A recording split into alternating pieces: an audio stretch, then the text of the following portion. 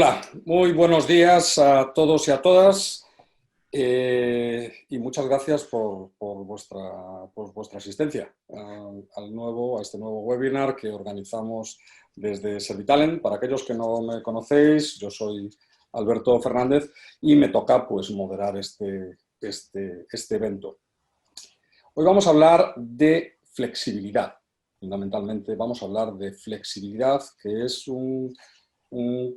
algo que están demandando muchas compañías, bueno, pues tras el impacto que hemos sufrido en todas ellas. En este momento, dependiendo de la zona donde estéis cada uno de vosotros, estamos llegando al final de la ya famosísima desescalada, tras el shock empresarial que ha provocado la crisis del COVID, y bueno, pues bajo el título de reestructuración de plantillas en las empresas, nuevos escenarios, vamos a tratar de dar un poco de luz con profesionales del ámbito de recursos humanos, con profesionales experimentados en interim management, en el área precisamente de gestión de personas y muy experimentados, valga la redundancia, en reestructuración de compañías. Bueno, pues si os parece, ya sin más dilación, os presento a mi compañera Antía. Buenos días, Antía.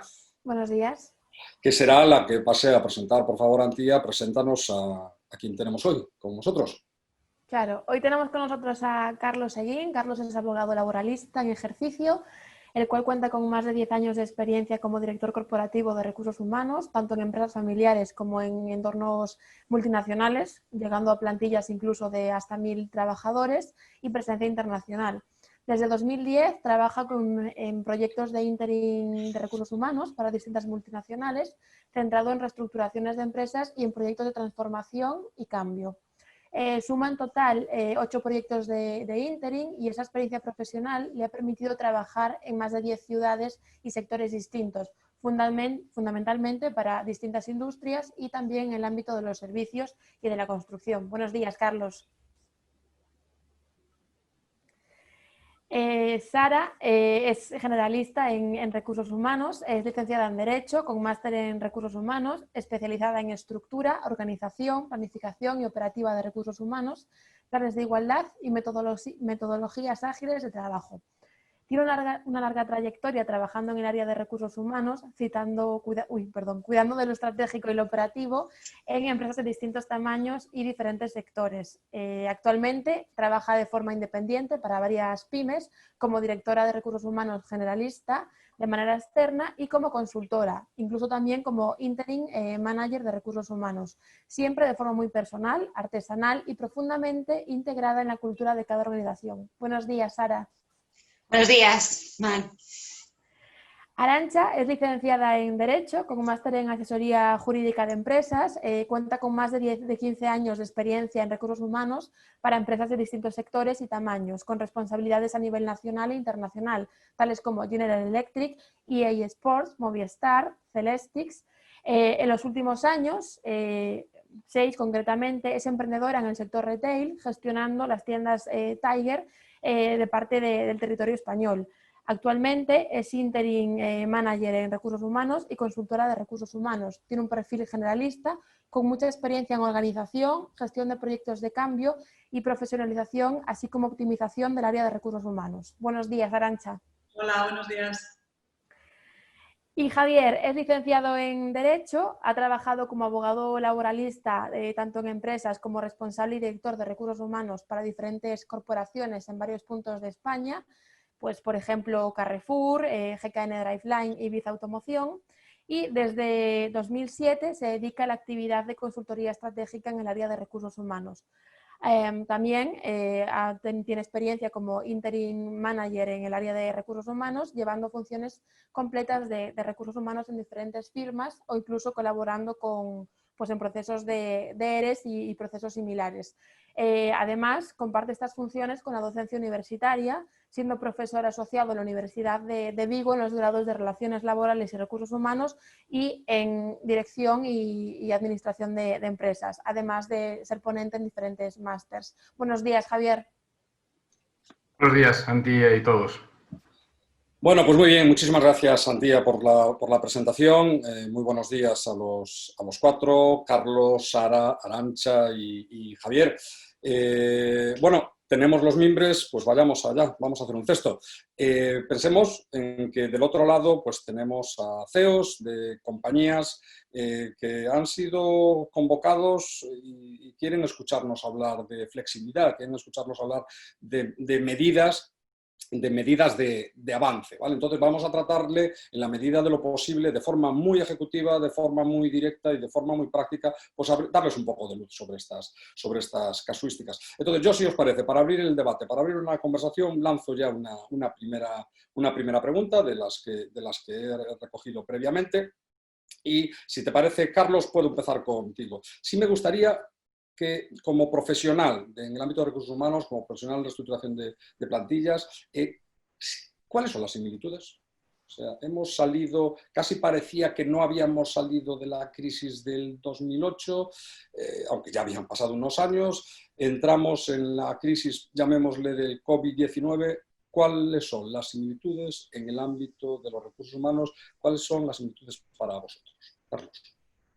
Lo primero que hago es saludar, que antes no lo he hecho. Buenos días a todos. Gracias a Servitalent por la invitación a este webinar y a todas las personas que asisten al mismo también, y vamos a ver si cumplimos las expectativas que hemos levantado. Resumiéndolo mucho, la respuesta a tu pregunta es que mis compañeros y yo hemos sido contratados para 3 tipos de proyectos en entornos de crisis y de reestructuración. El primero sería el de la empresa que ha hecho sus números, ha decidido que no continúa con la actividad, que no continúa con su negocio y básicamente nos llama para que hagamos un poco la figura del liquidador. Te toca ponerte el traje de negro, hay que hacer cálculos de despidos, mejores y peores escenarios. Hay que ver también si es posible dar alguna ayuda a los trabajadores para que en un entorno de crisis donde les va a ser difícil encontrar luego trabajo, la empresa pueda apoyar esa tarea. Y luego hay que definir la estrategia y las fases que vas a seguir y ejecutarlas en tiempo y en presupuesto. Ese sería el primer tipo de proyecto en el que hemos trabajado. El segundo y el tercero serían más lo que se llaman proyectos de transformación y cambio empresarial. Por ejemplo, cuando una empresa se desprende de parte de su actividad o parte de sus centros productivos, normalmente la compra un competidor que lo que tiene que hacer es integrar a esa plantilla en la suya. Y entonces estás hablando de que hay que trasladarle a los nuevos empleados cuáles son los valores y la cultura de la empresa y a partir de ahí empiezas a trabajar en armonizar condiciones salariales, de horario, de trabajo, de perfiles profesionales, estructura organizacional, etcétera. Y el tercer tipo de proyectos con los que nos hemos encontrado suelen ser aquellos en los que las empresas han estado creciendo de un modo sólido durante un tiempo determinado y han decidido que antes de seguir creciendo lo que van a hacer es ajustar sus cimientos y entonces revisan su organización. Y eso en el campo de los recursos humanos nos lleva básicamente a intentar que el trabajador sea más polivalente y que la estructura sea más flexible. Entonces lo que se requiere de los empleados es que hagan cosas nuevas, cosas distintas. Entonces tenemos que trabajar en evaluar lo que han estado haciendo hasta ahora, con qué grado de pericia, ver lo nuevo que tienen que hacer. Si hay cosas que no saben qué hacer, hay que tener un plan de formación detrás para hacerlo. Estamos trabajando ya en evaluación, estamos trabajando en categorías profesionales, estamos trabajando en formación y, lógicamente, el trabajador, por lo nuevo que va a hacer que no hacía antes, quiere una retribución, pues de eso también vas a hablar. Y por último, y para no extenderme más, en ese tipo de organizaciones lo que ocurre también es que se crean perfiles nuevos que no tienes dentro de la empresa. Ahí hay que hacer lo que dicen los ingleses, comprar talento fuera. Y hay puestos de trabajo que desaparecen. Para evitar despidos tienes que ver si gente que tienes en tu propia empresa con una formación determinada se pueden adaptar a esos puestos de trabajo. Y termino ya diciendo que igual la parte más relevante de estos procesos es todo lo que tiene que ver con flexibilidad. Normalmente las empresas tienen que dar respuestas, hay que cambiar turnos, igual es necesario trabajar en fines de semana, en turnos distintos, con otros horarios, y hay que trabajar mucho en flexibilidad y negociar con los comités de empresa el cómo vas a hacerlo. Eso sería, en mi opinión, lo que hemos trabajado hasta ahora y lo que nos vamos a encontrar a partir de ahora. Muy bien. Y, por ejemplo, ¿cuál es dentro de esa búsqueda de la flexibilidad de la que estás comentando, efectivamente, Carlos? ¿Cuáles son los riesgos que atisbáis en el medio, corto plazo, dentro de vuestra experiencia? ¿Cuáles son los riesgos? Bueno, yo creo que ahora mismo los riesgos que se están planteando son muy distintos según las empresas haya pasado esta crisis de un momento a otro o la estén pasando. Porque hay una diferencia muy grande entre aquellas empresas que han padecido o padecen todavía los ERTEs y dentro de ese grupo de empresas, digamos que hay tres opciones posibles. Hay empresas que están pensando ya en los EREs y su preocupación mayor, su foco de riesgo es qué les va a permitir la ley hacer en cuanto a reducir el tamaño de su empresa. Ya ven un horizonte muy lejano y les cuesta pensar en cualquier otra cosa. Hay otro grupo que ya está a medias entre pensar en hacer cambios y qué les permite la ley, que son aquellos que intentan pues, ver cuánto tiempo pueden mantener los ERTEs. Y bueno, hay empresas que están hablando ya de principios del año 21 para mantenerlos progresivamente, aunque sean otro tipo. Y hay otro grupo de empresas que están saliendo y están pensando ya en la famosa nueva realidad. Estas últimas coinciden con aquellos que no han pasado estrictamente por ERTEs. Y entonces ahí hay dos tipos de empresas también. Los que están en presencia, los que atienden al cliente directamente, cuya preocupación principal en este momento está focalizada en horarios, turnos, conciliación y prevención de riesgos laborales, que se está convirtiendo en un tema central de todo. Y luego hay un grupo de empresas que han estado trabajando, pero de una manera distinta, han estado teletrabajando, por decirlo así, pero teletrabajando no porque tuvieran un plan previo de teletrabajo, sino porque se marcharon a casa con lo que tenían y que ahora tienen un problema importante porque tenemos muy poca regulación. Las empresas que venían haciendo esto tenían un plan de teletrabajo y un contrato, un acuerdo firmado anexo, su contrato con unas condiciones, y estas empresas en gran medida no lo tienen y ahora empiezan las reclamaciones sobre un montón de cosas que ya merecería un estudio aparte. Pero lo que sí es cierto es que todas se están planteando en el fondo lo mismo. Tenemos un modelo de negocio, lo tenemos, no lo tenemos, es viable, no es viable. Nuestros procesos y nuestras operativas de trabajo pueden funcionar o no pueden funcionar en este nuevo entorno y hay que corregirlas y cambiarlas, sus turnos, sus horarios, su forma de trabajar. Y sobre eso, ¿qué estructura, que es algo en lo que solemos trabajar mucho, qué estructura, eso que llamamos organigrama, es posible en esta nueva situación, que es por lo que te preguntan? ¿Cuántos puestos, qué puestos organizados de qué manera y en qué cantidades? ¿Cómo planifican una plantilla para saber cuántas personas de qué puesto necesitan? Y en el fondo todos te hablan de eso, pero focalizan el problema en cosas muy concretas, según la situación, cómo lo han vivido. Entiendo. Tú misma hablabas bueno, de los famosos, ya famosísimos ERTEs. Yo creo que antes del mes de marzo pues eran pocas las empresas que conocían y manejaban esta herramienta, pero ahora creo que ya está total y absolutamente extendida, gracias a todos vosotros, que os habéis tenido que empapar y sumergir mucho en el concepto y encima después aplicando. Pero bueno, ¿qué opciones manejamos como alternativas una vez que finalicen estos ERTEs, tal como indicabas? ¿Qué opciones podemos proponerle a nuestras empresas, a nuestros empresarios, a nuestras empresarias para reducir plantillas? ¿Qué alternativas podemos tener una vez finalicen esos ERTEs? Obviamente, considerando de que no podemos estrangular las operaciones de la empresa. Arantxa. Sí, bueno, antes de hablar un poco de las alternativas en concreto, que las hay, creo que hay que hacer tres consideraciones muy rápidas, ¿no? Cuando abordamos un proceso de cambio como el que vamos a abordar, que puede ser muy distinto, como ha comentado Sara, según la coyuntura de la compañía. Uno es procurar no tener en mente solo el corto plazo. O sea, hay medidas que vamos a tener que tomar muy cortoplacistas por tema de tesorería, capacidad productiva y demás, y lo vamos a solucionar, pero intentar mirar también un poquito, no me atrevo a decir a largo plazo en esta coyuntura, pero sí a medio plazo, ¿no? ¿Qué empresa queremos ser para ser más competitiva y qué tenemos que hacer para llegar ahí?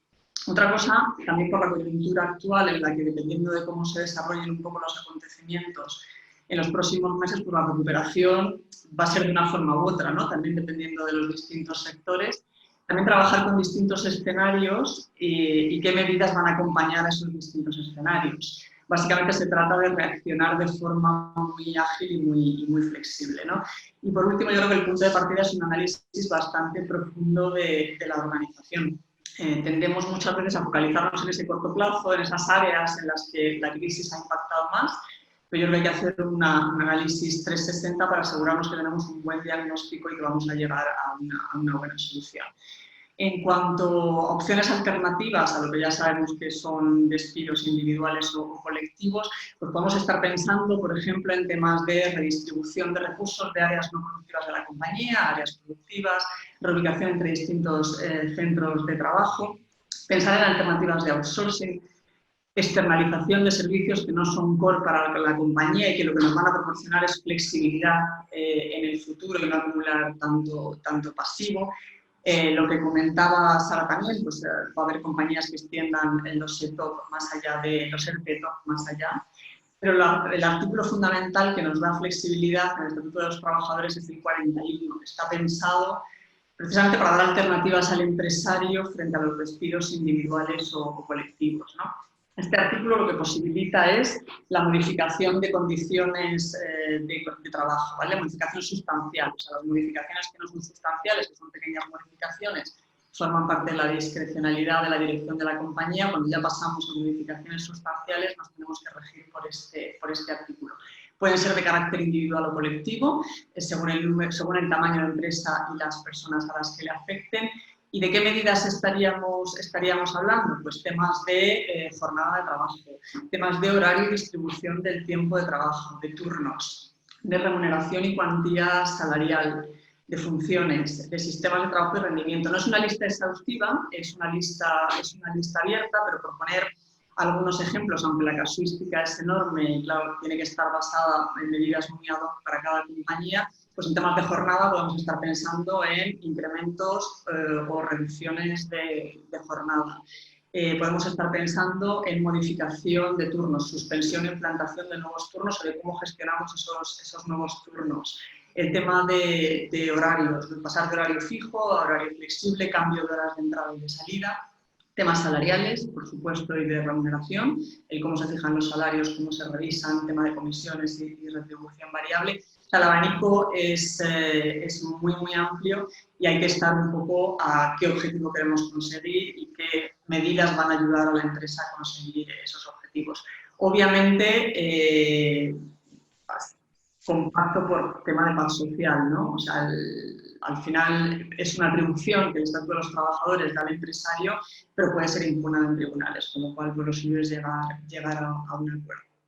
Y bueno, lo que comentaba, yo creo que hay que hacer un análisis previo muy importante para asegurar que la solución es la más adecuada a lo que decías también, ¿no? A no estrangular el medio plazo de la compañía.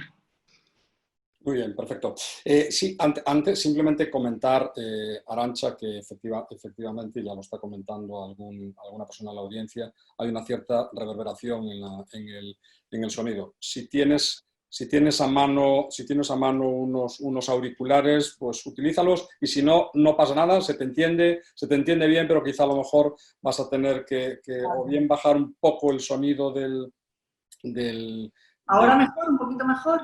Sí, ahora un poquito mejor quizás, sí, ahora un poquito mejor. Bien, continuamos entonces. Efectivamente, ya lo apunta Arantxa, ¿no? Al final, obviamente, la gestión, la búsqueda de esta flexibilidad dentro de lo que es una reestructuración de la empresa que afecte a la plantilla, no es tocar una pieza y dejar las otras sin tocar, sino que hay que hacer, como tú bien apuntabas, pues hay que tener una visión 360. Pero probablemente nos encontremos, estos movimientos puedan provocar algún otro problema estructural en la organización.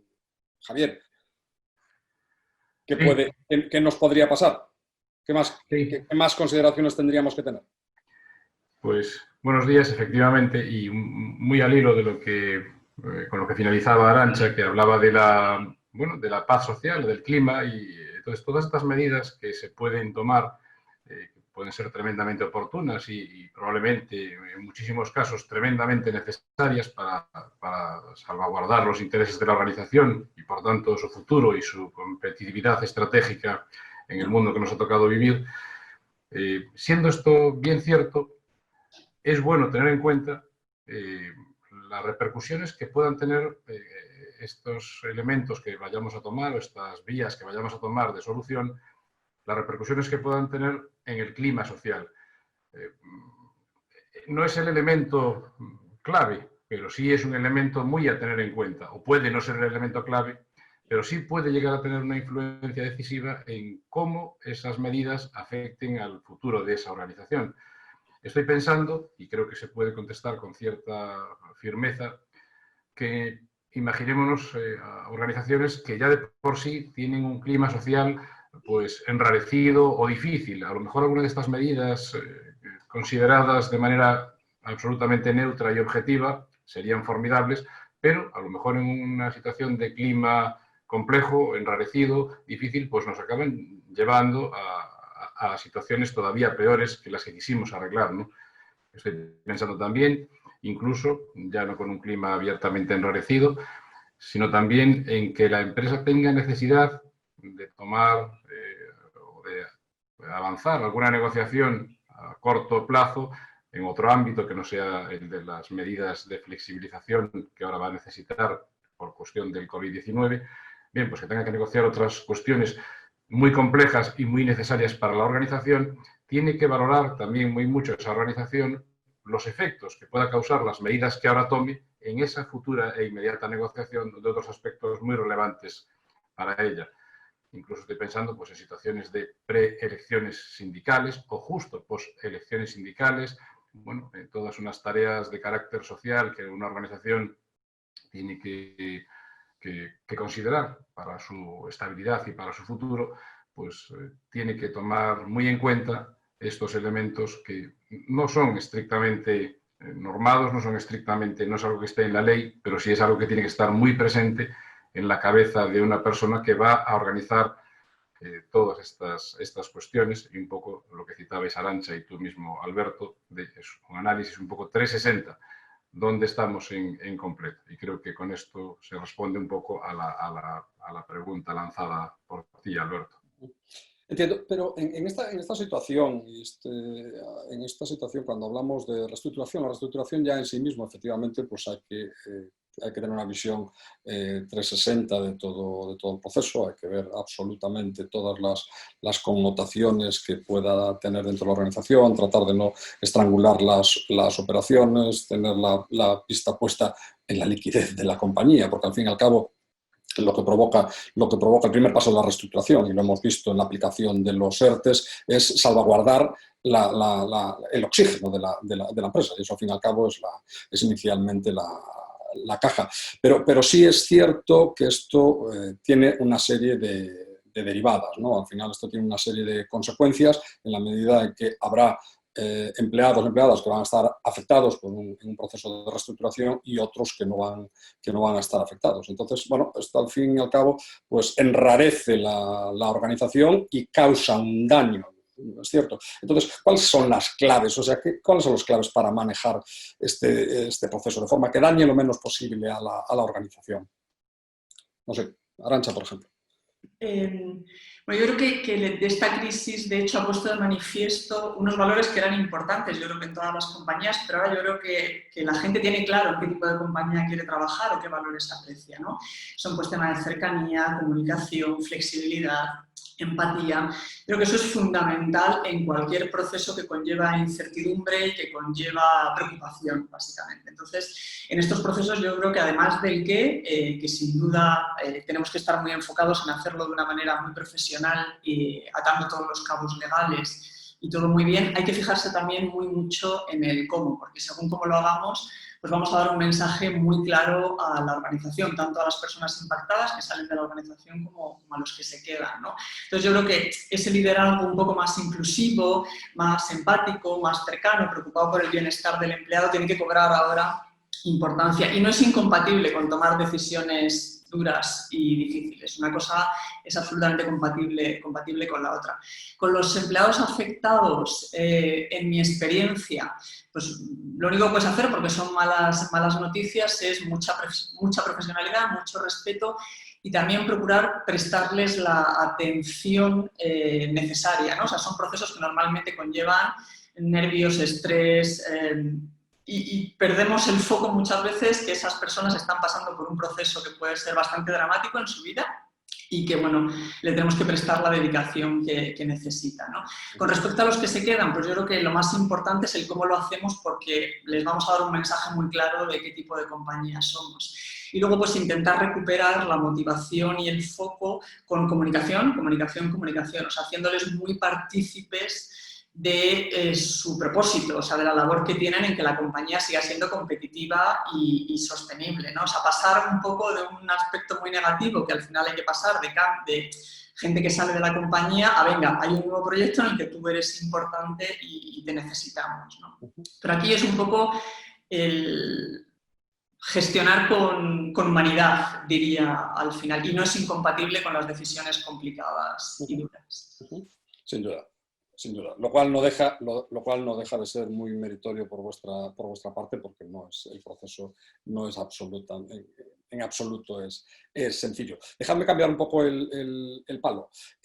Antes decía que hemos aprendido al principio de esta crisis, hemos aprendido un concepto, no voy a decir nuevo, pero sí, yo creo que lo hemos aprendido, se ha extendido, mejor dicho, que es el concepto del ERTE, pero sí hay otro, que nos ha entrado a calzador, si me lo permitís, que es el teletrabajar, ¿vale?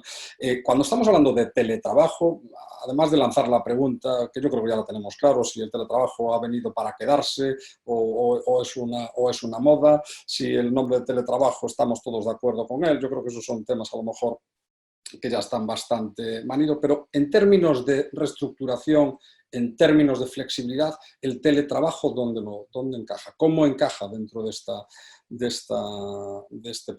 proceso?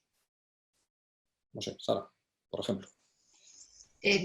Pues vamos a ver, el teletrabajo ya venía para quedarse, lo que pasa es que venía muy despacito y muy lentamente. Las empresas que ya lo tenían implantado no lo hicieron de golpe y de un sábado para un domingo, como ocurrió ahora. Tenían ya un plan pensado, muy estructurado, de todas las medidas que había de tomar, de cómo había que organizarse y cómo había que aplicarlas. Tenían unos acuerdos firmados con los trabajadores y un plan de trabajo. Pero aquí lo que sucedió es que del sábado al domingo, en el mejor de los casos hubo gente arrastrando sillas de oficina y PCs por la calle para llevárselos a su casa, y de repente, sin más, ahí está todo el mundo teletrabajando. Como era una situación de emergencia, nadie dijo demasiadas cosas, pero ahora lo que está empezando a surgir en las empresas son cuestiones como quién pone la mesa y el ordenador, quién paga la wifi, cómo tengo la prevención de riesgos en mi casa, me da seguridad a mi ordenador, pero estás interfiriendo en mi ordenador controlando lo que hago, tengo un derecho a la intimidad, yo tengo derecho a un horario, tengo derecho a la desconexión digital. Una serie de cuestiones que ahora se están poniendo encima de la mesa, al punto de que he escuchado alguna de decir, yo me he tenido que cambiar de casa para tener un espacio para trabajar, y esa diferencia de alquiler, ¿quién la va a pagar? O sea, va a plantear muchas cuestiones. El tema es que ahora mismo lo único que tenemos es un artículo del Estatuto de los Trabajadores, el 13, que eso sí, entre otras cosas, pide estrictamente que se ponga por escrito el acuerdo con los trabajadores, que nadie tiene, y va a haber que empezar a hacerlos todos. Tampoco habla de plan, y un acuerdo marco europeo que ya es del año 2012, que es una referencia muy escasa. Esperemos que en breve tengamos una ley del teletrabajo, pero va a haber mucho que organizar en este sentido. Teletrabajo sí, pero de una forma coherente y lógica. Sin duda. De hecho, corrígeme, Antía, pero relacionado con todos esos cambios o regulaciones que debe haber el trabajo, creo que hay alguna pregunta al respecto, ¿cierto?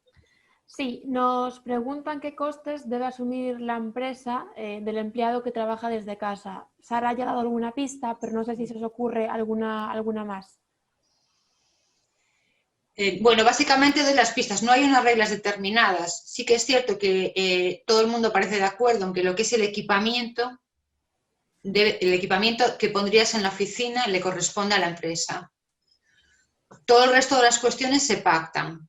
Se pactan teniendo en cuenta que hay que buscar alguna clase de beneficios, porque cosas como que teníamos antes, como por ejemplo, te pago el transporte, te pago el bono comida, todas aquellas cosas que eran los beneficios de la empresa, en un terreno de teletrabajo desaparecen como opciones, con lo cual hay que pensar en ese juego de la conexión a internet y tal. Es una alternativa a esas otras cosas que ahora ya no va a tener sentido ofrecer como beneficios de la empresa. Yo creo que vamos a tener normativa, no sé si en breve, ¿no? Pero sí, la vamos a tener. Ya está en el periodo de consultas y me imagino que darán más pistas sobre esto, porque vamos a Hay algún borrador por ahí. Sí, Entonces, porque debe haber una regulación más clara, esperemos. a todos nos consta, ya entrando en, no vamos a entrar porque esto sería muy amplio, porque se abren ya muchos melones, como me gusta a mí decir, pero ya solo en cuestión de prevención de riesgos laborales, lo que podemos avanzar, lo que podríamos hablar largo y tendido, ya solo pensando en todas las casuísticas musculoesqueléticas que están surgiendo los últimos 2 meses de nuestras plantillas desplazadas a casa, ¿verdad? Bueno, sin duda, estamos hablando de que hace falta ya cambios. O sea, yo creo que esto nos ha abierto la puerta de cambio en la gestión de personas, en la gestión de recursos humanos, en las relaciones laborales, sin dudas, en la prevención de riesgos. O sea, cambios forzados va a haber, tiene que existir cambios. Pero si hablamos de esas palancas, ¿cuáles serían, Carlos, por ejemplo, las palancas, los aspectos fundamentales en este momento a cuidar en procesos de transformación y cambio desde el ámbito de recursos humanos? ¿Cuáles son esas palancas en este momento? Como todo es opinable, pero yo diría que son 3 fundamentalmente, que son la comunicación, que es esencial en recursos humanos. Nosotros somos comunicación, clima laboral, y relación con el comité de empresa. Básicamente, las empresas lo que tienen que hacer es entregar un producto o un servicio en una fecha determinada con niveles de calidad óptimos y que en esa producción del bien o del servicio el trabajador lo haga con seguridad, que no tenga accidentes. ¿Qué ocurre en escenarios de reestructuración o de crisis? Que el trabajador está pensando en qué va a ser de él, qué le va a pasar. No está concentrado en su trabajo, el trabajo no sale bien, no sale en los tiempos previstos y además esa falta de atención puede llevarle a tener accidentes. Lo que en sectores como el transporte, en construcción, en industria, se traduce en resultados fatales. La clave es decirle al empresario, la empresa va a cuidar de ti todo lo que sea posible y tú cuida de la empresa con tu trabajo. Ese es un poco el mensaje. Y yo diría que para evitar, que para trabajar eso bien hay que trabajar en comunicación para evitar la rumorología. A mí me asombra que muchas empresas, en situaciones de crisis, es el comité de empresa el que hace llegar el mensaje de la empresa a los trabajadores, cuando el comité de empresa no tiene que ser por maldad, puede ser por torpeza o porque obedece a otros intereses, no es su papel. La empresa tiene muchos cauces infinitos y están todos inventados para lidiar en esa comunicación con el empleado que no es amable o cómoda en entornos de crisis, pero que hay que tener. Yo diría que eso es fundamental. Y luego diría que un planteamiento moderno de las relaciones laborales, y esto a mucha gente le puede chirriar, no puede ver al comité de empresa como un enemigo. El comité de empresa es un aliado, con él hay que trabajar en equipo, eso es clave. Sobre todo porque en situaciones de reestructuración, las soluciones que puedas tener a los problemas que se te plantean, te vienen muchas veces de ellos y son ideas brillantes y hay que escucharle. Y es importante, esto es de primero de derecho laboral, pero hay muchas empresas que no lo hacen, es que tu comité de empresa tiene que estar informado antes que tus empleados. No puede ser que un empleado le pregunte por algo al comité de empresa de lo que ya se está hablando y el comité de empresa no está enterado. Entonces yo diría que esas son las 3 palancas de cambio. Y si me permites, porque sé que vamos un poquito cortos de tiempo, yo diría que hay que tener paciencia porque en situaciones de reestructuración el ciclo por el que van los empleados y la empresa es siempre el mismo. Quiere decir, en el momento en que se dan noticias que son negativas, que no son buenas, siempre hay una confrontación que puede llegar a escenarios de huelga, que pueden ser escenarios más o menos tensos, ¿vale? Luego el trabajador asimila que la situación es la que es y que no tiene vuelta atrás. A veces ocurre también en el que la teoría de la culpa, pues no hay culpa, puede entender que el empresario se ve obligado a tomar medidas y no tiene otra solución que tomar y acepta que ese escenario es lógico y normal, libera de esa culpa al empresario. Y luego lo que el trabajador se pregunta es ¿qué puede hacer la empresa por mí? Y cuando la empresa hace todo lo posible, y normalmente ocurre de esa manera, todo lo que está en su mano, pues se llega a situaciones de consenso, de calma y de finalización de estas situaciones. Esa para mí sería, Alberto, la respuesta a tu pregunta. Sin duda. Sin duda todas estas medidas siempre estamos viendo estamos viendo el problema, si queréis, a pesar de que lo debemos de ver de forma conjunta en términos empresariales. Hablamos de flexibilizar. Está claro que esto es lo que hoy por hoy están demandando las empresas, pero por otro lado también debemos aportar seguridad a nuestros trabajadores y trabajadoras, ¿no? Para ese binomio, la famosa flexibilidad que pueda quedarse, que pueda ya definitivamente quedarse en nuestras compañías. Javier, ¿qué posibles, en ese sentido, pensando en flexibilidad por un lado y dar protección, dar seguridad a nuestros empleados, qué posibles mejoras dentro de todas estas medidas de contingencia que estamos aplicando, qué posibles mejoras ofrecen, al margen de lo que ofrece ya la normativa laboral, podemos aplicar a nuestras plantillas? Aquí el terreno es tremendamente amplio e imaginativo y, bueno, valga la redundancia, efectivamente en un ejercicio de imaginación y cogiendo el hilo de lo que muy bien decía Carlos, de la necesidad de escuchar y de cooperar con el comité de empresa, pues nos pueden ocurrir, por nuestra parte y en conjunto con el comité, muchísimas alternativas o no alternativas, sino complementos a lo que la ley y la normativa están ofreciendo, ¿no? Es verdad que muchas veces estas cuestiones pueden suponer un mayor coste, pues no lo sé, pues ofrecer, por ejemplo, en los ERTES, algún complemento salarial a coste de la empresa, pues facilitar el acceso a las vacaciones de otra manera, si estamos hablando del teletrabajo. Son muchas las cuestiones que el empresario puede llegar a plantear que, iba a decir, puedan ser en algún momento dado pues, algo más costosas, pero puede que redunden tremendamente en un mejor clima social y, por tanto, en una mejor productividad, dada la satisfacción del empleado. Otras veces, incluso, ni siquiera realmente ese coste, o puede tener incluso revertir de manera directa hacia la empresa, no solo porque el empleado se encuentre más satisfecho con esas medidas, sino porque a cambio se le pueda solicitar otros aspectos que tampoco estén necesariamente regulados al propio trabajador. Por tanto, son aspectos muy a considerar en un momento dado para facilitar pues, el acceso a estas medidas y a una mejora en el clima o al menos a un no empeoramiento en el clima laboral. He visto alguna pregunta relacionada con el tema ERTE. Antía, alguien preguntaba alguna cuestión técnica, ¿verdad? Sí, nos preguntan si podemos pasar de un ERTE por razones económicas y organizativas a un ERE o si hay que esperar algún plazo. Esto ya estamos entrando en materia muy técnica, pero si alguien quiere contestar a esta cuestión. A ver, es que ese tema tampoco está claro del todo, esa es la cuestión. Ya sabemos que podemos pasar de un ERTE por fuerza mayor a un ERTE por organizativo, pero lo que hay una ley que falta por salir, que es la que va a regular, en general se va a mirar con lupa cualquier tránsito de ERTE a ERE, esto ya sabemos que está así. Pero todavía faltan unas normas por salir, porque este tránsito de un tipo de ERTE a otro lo sabemos en el último Real Decreto que da todo el tema laboral, pero ahora mismo, en cuanto llegue esa famosa fecha del 30 de junio, nos va a quedar abierto qué puertas se abren y para quién, porque no va a ser igual para todos. O sea, va a haber prolongaciones de ERTE para el sector turístico, para sectores con un concepto especialmente afectados, dice, o que puedan entrar en concurso de acreedores, con lo cual tenemos ahí una parte de legislación que falta todavía por salir. Va a haber otro de esos BOEs de medianoche que te tienes que leer para saberlo a la mañana siguiente, pues no sé, en una semana o dos. Sí, y después todavía habrá más, pero de momento habrá ese.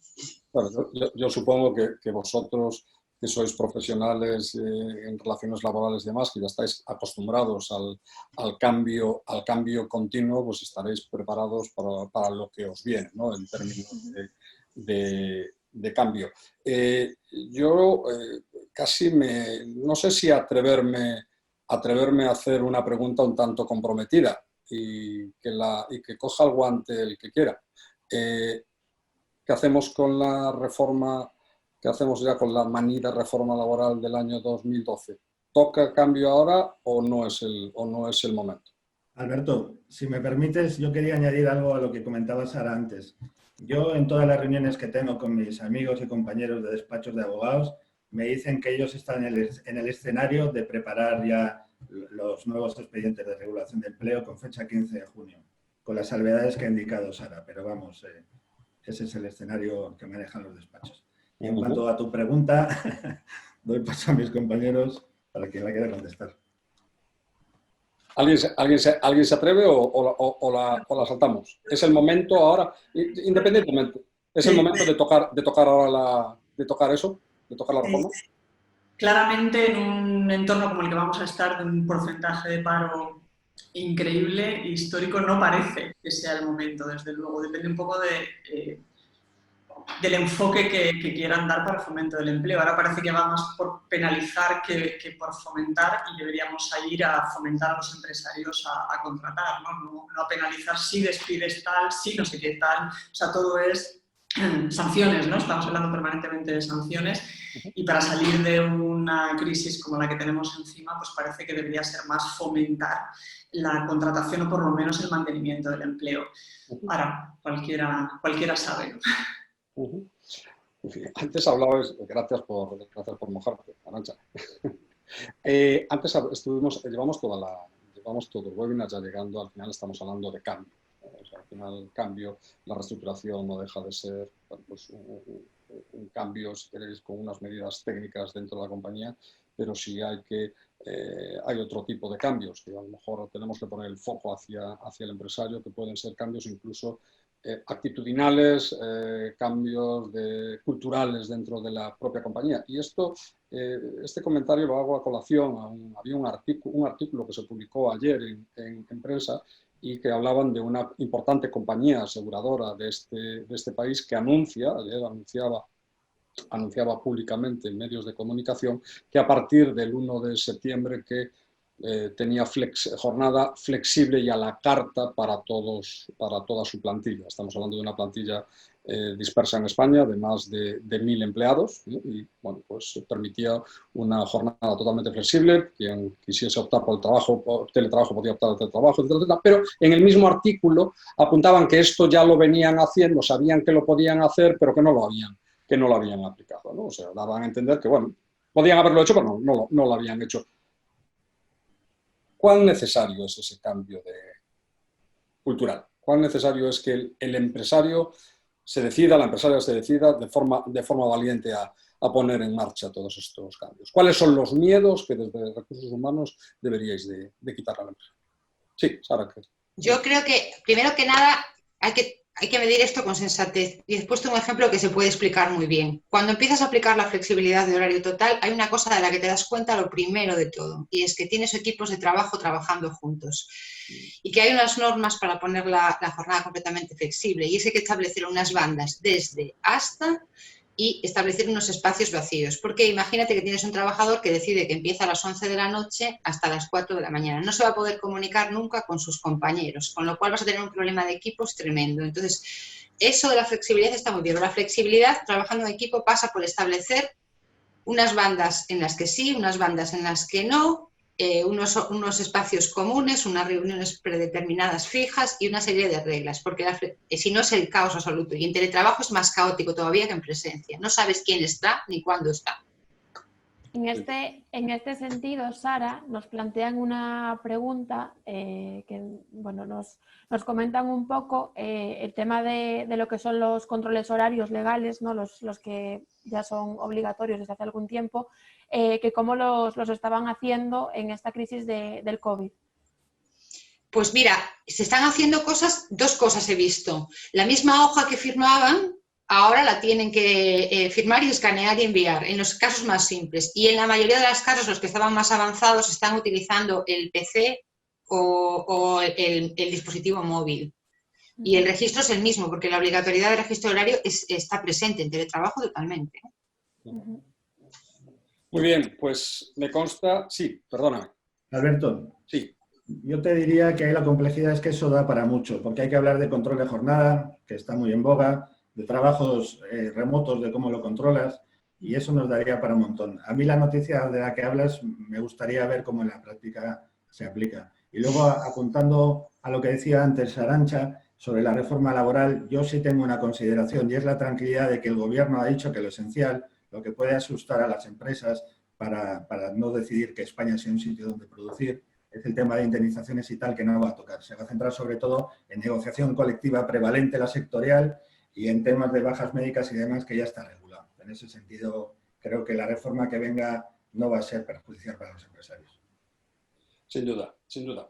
Bueno, pues la verdad es que no solo se nos ha hecho corto, sino que esto yo creo que se van abriendo puertas y podemos ir tocando un montón de casuísticas. No era el objeto del webinar atender a todas ellas, ni muchísimo menos, sino dar una visión aérea, si queréis, de cuál es la situación y algunas vías por las cuales avanzar. No me cabe la menor duda que los profesionales de los recursos humanos, de gestión de personas, de las relaciones laborales, pasáis al frente, ¿vale? Pasáis a la primera línea de fuego, porque sin duda, bueno, pues todos estos cambios, todas estas reestructuraciones en las empresas de mayor, de menor tamaño, de un sector, de otro sector, en distintas áreas geográficas, van a estar a la orden del día y sin duda el trabajo que viene por delante va a ser intenso. Y sin duda también a la espera, como bien apuntaba Sara, de que el legislador acabe por publicar las normas. Os tendréis que leer un montón de BOEs por las noches, os deseo lo mejor y simplemente pues agradeceros vuestra opinión y vuestro tiempo. Lo vamos a dejar aquí, agradecer a todos los asistentes, espero que, bueno, que se hayan abierto algunas luces. Sí es cierto, me constan que ha quedado muchas preguntas sin responder, en la medida de lo posible pues trataremos de responderlas a través de otras vías e incluso haremos algún otro seminario relacionado y a lo mejor más en casuísticas más específicas. Bueno, pues por mi parte nada más, desearos lo mejor a todos y a todas en esta desescalada, que vayan las cosas bien o que vayan lo mejor posible y fundamentalmente pues que la salud nos siga acompañando y que le demos portazo de una vez al COVID-19. Muchísimas gracias a todos y a todas. Cuidaos. Adiós. Gracias, buen día.